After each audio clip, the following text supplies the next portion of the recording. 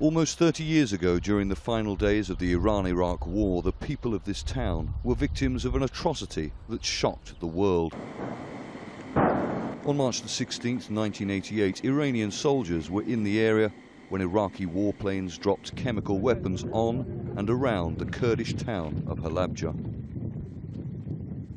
It's estimated that up to 5,000 people were killed in the chemical attacks on Halabja.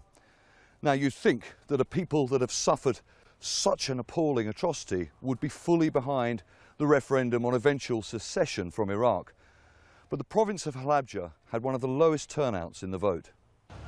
There are no flags or signs celebrating the referendum here.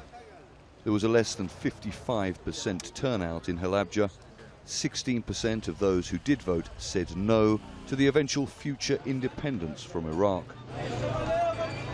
Sharif Muqdad lost 8 members of his family in the chemical attacks 3 decades ago.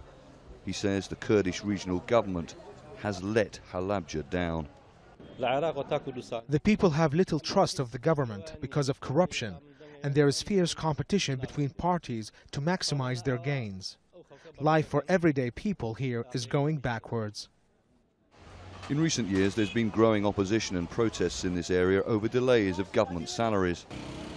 The federal government in Baghdad stopped paying the 17% from the budget in 2015 because it accused the Kurdish government of not sharing its oil revenue.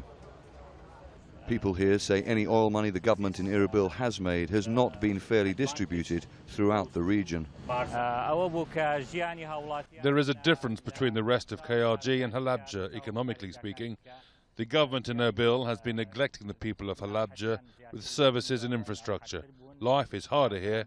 There is a lot of support for opposition. More than 92% of those who voted said yes in the referendum. But there are a lot of people in this province, even ones who suffered so horrifically under the Saddam regime, who disagree.